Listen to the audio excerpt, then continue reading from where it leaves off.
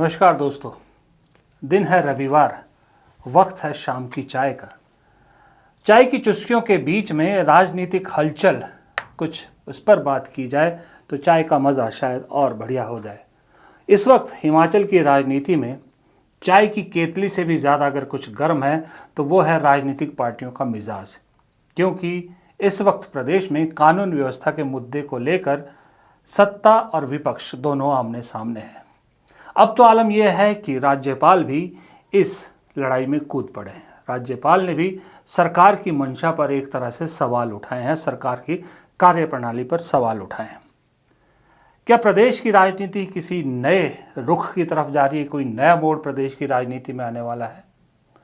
क्या इस बीच सुखविंदर सिंह सुक्खू जो दिल्ली का दौरा करके आए हैं, दिल्ली के इतने नेताओं से मिलकर आए हैं, इसके कुछ मायने हैं? ये सब जानने के लिए मेरे साथ मेरी सहयोगी और केएच लाइव हिमाचल की स्टेट प्रमुख सुनैना कश्यप मेरे साथ है। यंग पत्रकार है, खबरों पे तीखी नज़र रखती हैं। तो आइए इन्हीं से जानते हैं कि दरअसल ये लड़ाई क्या सिर्फ ज़मीनी के ऊपर की लड़ाई है या ज़मीन के अंदर भी सच में ये कानून व्यवस्था को लेकर कुछ मामला चल रहा है। सुनैना, आपका स्वागत है। आज पहली बार ऐसा हो रहा है कि मैं सवाल पूछ रहा हूँ और सुनैना जवाब दे रही है, वरना आपको दिखेगा ज़्यादातर कि सुनैना सवाल पूछेगी, मैं जवाब दूंगा। तो मुझे लगा कि जब राज्यपाल सत्ता पक्ष विपक्ष के बीच में आ गए हैं तो हम भी थोड़ा सा चेंज करते हैं। सुनैना, पहला सवाल, इस वक्त जो कानून व्यवस्था को लेकर नो डाउट मुद्दा बड़ा है, हम मजाक में इसको ना लेना चाहते और हमारा कोई इरादा भी नहीं इसका मजाक उड़ाने का। मुद्दा बड़ा है, खास करके एक अधिकारी अपनी जान गंवा देता है और एक बड़ा पुलिस अधिकारी कहता है कि उनके डिपार्टमेंट में भी कुछ ऐसा ही चल रहा है। सत्ता विपक्ष एक दूसरे पे आरोप प्रत्यारोप ज़रूर करेंगे। अब इसमें राज्यपाल का जो कमेंट आया है, पहले तो हमारे दर्शकों को ये बताएं कि राज्यपाल ने एग्जैक्टली कहा क्या, और दूसरा इसके क्या राजनीतिक मायने निकाले जा सकते हैं। सर देखिए, ये मुद्दा जो जिसका जिक्र आपने किया, चीफ इंजीनियर विमल नेगी की मौत से जुड़ा हुआ ये मसला है और हिमाचल प्रदेश में काफ़ी ज़्यादा गरमाया हुआ है, क्योंकि एक अधिकारी का लापता हो जाना और उसके बाद भाखड़ा डैम से उनके शव की प्राप्ति होती है, लाइसेंस बरामद किया जाता है, उसके बाद जो है शव की शिनाख्त की जाती है कि ये शव चीफ इंजीनियर विमल नेगी का है। उसके बाद उनके जो परिजन हैं वो गंभीर आरोप लगाते हैं और ऐसे ऐसे आरोप जो हैं वो प्रबंधन पर सवाल उठाए जाते हैं, जिसके बाद सरकार भी कहीं ना कहीं कड़े तेवर दिखाती है, एक्शन मोड में सुखू सरकार आती है और उसके बाद विपक्ष जो है वो सरकार पर हमलावर हो जाता है।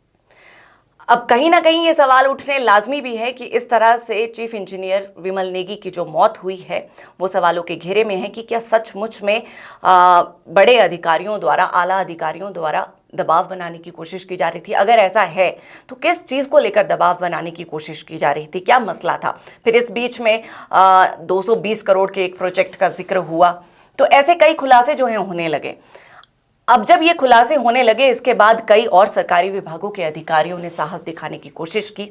सोशल मीडिया पर अगर हम बात करें तो हमने देखा कि जो सीआईडी के एसपी हैं भूपेंद्र सिंह नेगी, उनकी एक पोस्ट वायरल हुई जिसमें उन्होंने कहा है कि पुलिस विभाग में भी ऐसे एक बड़ा अधिकारी है जो बाकी अधिकारियों को, अफसरों को प्रताड़ित कर रही हैं। तो ये सरकार की और प्रशासन की कार्यशैली पर भी सवाल उठा रही हैं कि आखिरकार हिमाचल प्रदेश में ये चल क्या रहा है। हिमाचल प्रदेश में हिमाचल की जो पुलिस है, अगर वही प्रताड़ित हो रही है, क्योंकि पुलिस को हम कानून के रक्षक भी कहते हैं। माफ कीजिएगा, बीच में टोक रहा हूँ, ये सब राजनीति होगी, पर सत्ता और विपक्ष होगा, लेकिन मैं ये जानना चाह रहा था कि जो राज्यपाल अब इस लड़ाई में कूदते नजर आ रहे हैं, इसके क्या मायने निकाले जाए कि आने वाले वक्त में अब ये मुद्दा और गर्मा जाएगा, क्योंकि विपक्ष को भी लग रहा है कि एक तरह से राज्यपाल का समर्थन उनको मिल गया, साथ मिल गया, या आपको लगता है कि ये टेम्परेरी फेज है? राज्यपाल ने एक संवैधानिक पद पर बैठते हुए एक रिस्पॉन्सिबिलिटी लेते हुए एक बयान दिया है, या वहीं तक सीमित रहेगा, या ये मामला अब इससे बढ़ेगा? देखिए, राज्यपाल के बयान की बात अगर हम करें तो उन्होंने साफ तौर पर कहा है कि हिमाचल प्रदेश की जो सरकार है उनसे उन्होंने कानून व्यवस्था पर सवाल पूछे हैं कि प्रदेश की कानून व्यवस्था बिगड़ चुकी है, और ऐसा वो भी मानते हैं। विपक्ष तो इसको लेकर सवाल कर ही रहा है, लेकिन राज्यपाल भी इस बात को मानते हैं कि हिमाचल प्रदेश की कानून व्यवस्था बिगड़ चुकी है। आज के उनके बयान को अगर हम देखें तो उन्होंने कहा है कि हिमाचल प्रदेश एक टूरिस्ट स्टेट है, विभिन्न राज्यों से यहाँ पर लोग आते हैं, और अगर कानून व्यवस्था को वो बिगाड़ने की कोशिश करते हैं तो ये सरकार की जिम्मेदारी है कि सरकार इस व्यवस्था को बनाए, और ऐसा नहीं होता है तो ये सरकार की असफलता को दर्शाता है। और सर देखिए, ये पहली बार नहीं है कि राजभवन और सुक्खू सरकार आमने सामने रही हो। इससे पहले भी कई दफा कई मुद्दों पर राज्यपाल शिव प्रताप शुक्ल और सुक्खू सरकार आमने सामने रही है।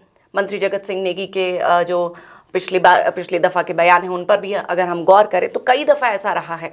लेकिन इससे पहले सुक्खू सरकार के कार्यकाल में ही 2 राज्यपाल और यहाँ पर हिमाचल प्रदेश में रह चुके हैं। राज्यपाल बंडारू दत्तात्रेय, उनका कार्यकाल अगर हम देखें, उन्होंने वो उस समय यहाँ पर राज्यपाल रहे थे।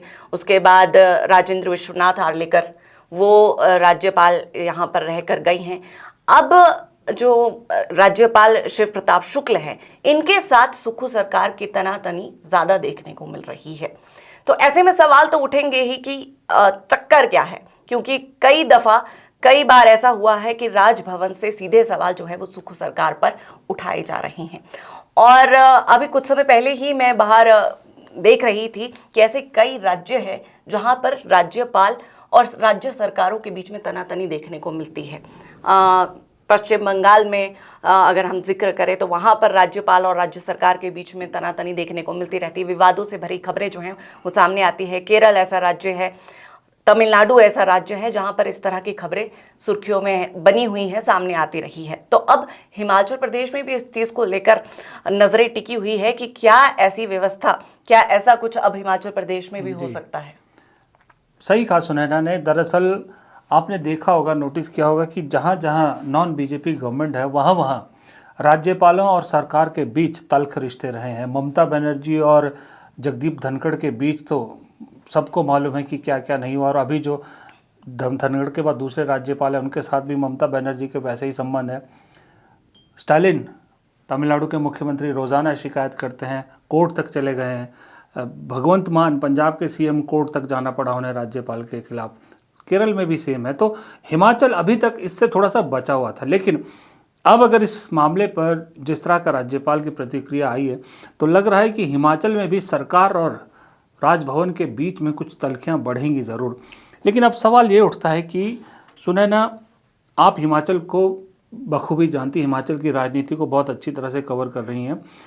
नेशनल पॉलिटिक्स के एंगल से मैं जानता हूँ, मैं चीज़ें बता सकता हूँ, लेकिन हिमाचल की राजनीति को जितना आपने देखा है, क्या ये लॉ एंड ऑर्डर की सिचुएशन, बीजेपी को बैठा बिठाए मुद्दा मिल गया, इसमें कोई शक नहीं, क्या ये सुक्खू के लिए पर्सनली भारी पड़ सकता है? क्योंकि पार्टी के अंदर उनके खिलाफ भी बहुत सारे लोग मौके की तलाश में रहते हैं। जी बिल्कुल।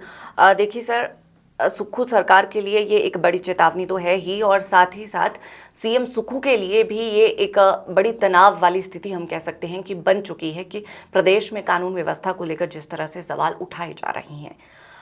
हाल फिलहाल में अभी एक बयान जो है कांग्रेस प्रदेश अध्यक्ष का भी हमने देखा है, वो विमल नेगी के मामले पर जो है सीबीआई जांच करवाने की मांग पर अपना समर्थन दिखा रही है कि अगर परिवार चाहता है तो सीबीआई की जांच होनी चाहिए। लेकिन अगर दूसरी तरफ देखें तो सुक्खू सरकार नहीं चाहती है कि सीबीआई की जांच इस मसले पर हो। यानी अंतरकलह की जो बात हमेशा से सुर्खियों में रही है हिमाचल प्रदेश कांग्रेस में, वो यहाँ पर भी उजागर होती हुई नजर आ रही है।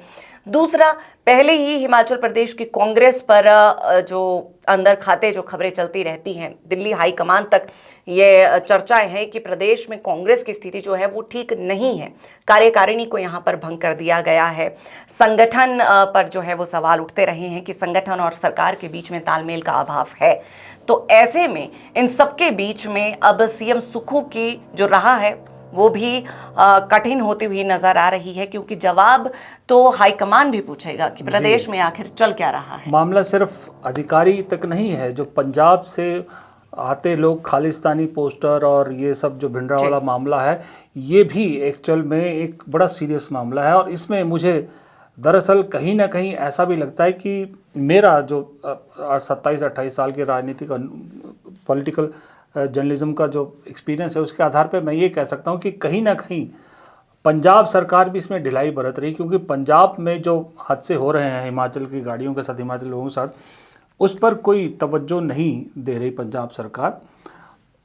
इसीलिए शायद अभी दिल्ली में जो चुनाव हुए, जिस तरह से तल्खी कांग्रेस और आम आदमी पार्टी के बीच थी, उसका असर दिख रहा है पंजाब और हरियाणा के बीच में। एक इस एंगल को हमें नहीं भूलना चाहिए, क्योंकि आने वाले वक्त में कोई इस एंगल को अगर टटोलेगा तो बहुत कुछ चीज़ें निकलेगी।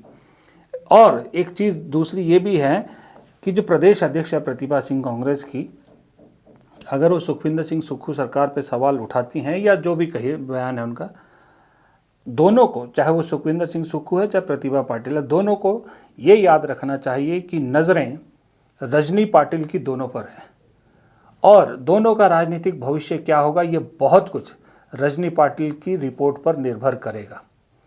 क्योंकि ये फेमस है कांग्रेस के अंदर कि राहुल गांधी अगर किसी पे सबसे ज़्यादा विश्वास करते हैं, वो अपने प्रभारी सचिवों पर विश्वास करते हैं। तो रजनी पाटिल को राजीव शुक्ला की जगह भेजा गया है यहाँ पर, तो उसके पीछे कुछ मकसद है। ऐसे ही नहीं ट्रांसफ़र कर दिया गया, वरना और भी बहुत सारे राज्य थे, किसी मकसद से भेजा गया है। रजनी पाटिल क्या रिपोर्ट देती है इस पर बहुत कुछ डिपेंड करता है, लेकिन खैर वो हम किसी और दिन बात करेंगे। वक्त अभी इतना ही था हमारे पास, सुनैना के पास भी काम ज़्यादा है, थोड़ा सा वक्त निकाला, इसके लिए सुनैना आपका बहुत बहुत शुक्रिया। और उम्मीद करता हूँ हमारे दर्शकों को भी कुछ समझ में आई होगी चीज़ें हम क्या कहना चाह रहे हैं। कोई, क्योंकि पत्रकार भी बहुत सारी चीज़ें इनडायरेक्ट वे में कहना मजबूरी होती है, तो आप समझिए। और दूसरी बात, दर्शकों से एक हमारी गुजारिश है, अगर आपके कोई सवाल होते हैं तो आप कमेंट बॉक्स में अपने सवाल ज़रूर जरा डालिएगा।